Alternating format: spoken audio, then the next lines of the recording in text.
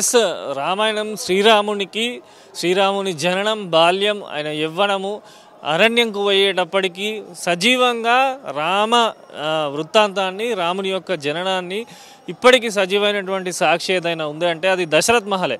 So Mahal లోపల మనం ఉన్నాము, మహల్ లోపలికి రావడం జరిగింది. సో ఒక్కసారి దశరథ్ మహల్ ఇదే అసలైనటువంటి మహల్. ఇక్కడనే శ్రీరాముడు, అదేవిధంగా లక్ష్మణుడు, భరతుడు, క్షత్రజ్ఞుడు, దశరథుడు అందరూ కూడా ఈ మహల్లోనే నివసించేవారు. ఈ మహల్ నుంచే దశరథుడు అయోధ్యపురిని పరిపాలించేవాడు. సో ఒకసారి మనము ఆకృతి చూస్తే మహల్కు సంబంధించి కూడా మొత్తం కూడా ఒక అద్భుతమైనటువంటి తోరణాకారంలో దశరథ్ మహల్ మనకు కనిపిస్తూ ఉంటుంది, నిర్మించాడు. సో ఇక్కడే ఇప్పుడు మనం ఈ వెళ్తున్న ప్రదేశంలోనే ప్రజలందరూ ఇక్కడ కూర్చొని ఉంటే దశరథుడు లోపలి నుంచి వచ్చి ప్రజలందరితోని మాట్లాడేవారు. సో ఇప్పుడు ఆయనకు ప్రత్యేకమైనటువంటి దేవాలయాన్ని కూడా అక్కడ నిర్మించడం జరిగింది. సో ఇది మహల్ లోపలికి వచ్చాము.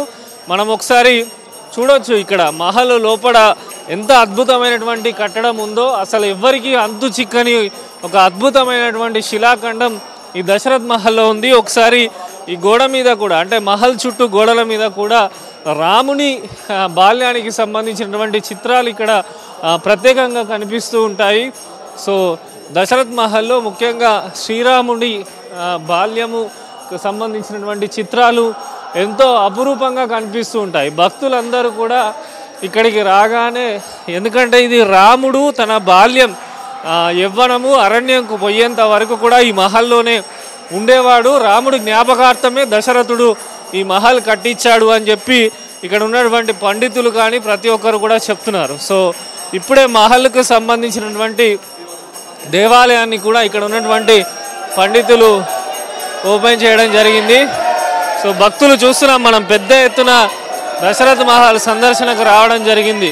లోపల మనం చూడొచ్చు దశరథ్ మహారాజ్, అదేవిధంగా రాముడు, లక్ష్మణుడు, భరతుడు, క్షత్రజ్ఞుడు, ఆంజనేయుడు అందరి దేవతలు దర్శనం అయ్యే విధంగా ఈ మహల్లో ప్రత్యేకమైనటువంటి మందిరం.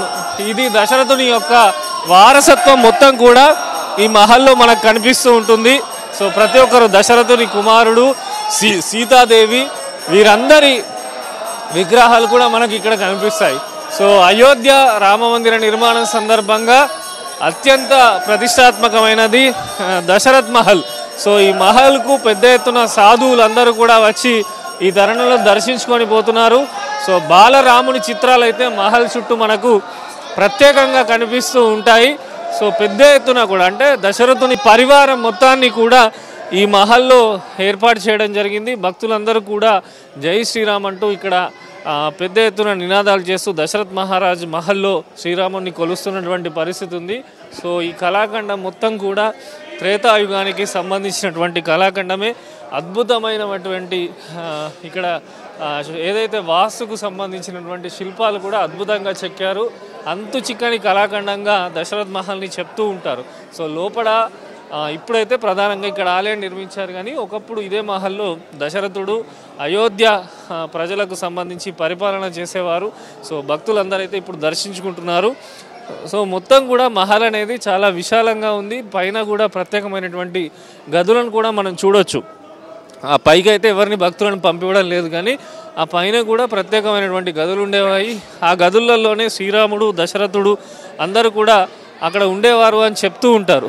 సో ఆ గదులకు వెళ్ళే మెట్ల మార్గం కూడా ఇప్పుడు ప్రస్తుతము కొనసాగుతున్నటువంటి టెక్నాలజీ ఇది మన ఇనుప మెట్లకు సంబంధించింది, కానీ 19వ శతాబ్దంలోనే ఆ మెట్లను నిర్మించడం జరిగింది. సో అప్పుడే అద్భుతమైనటువంటి కళాఖండానికి సంబంధించి మెట్లను నిర్మించారు.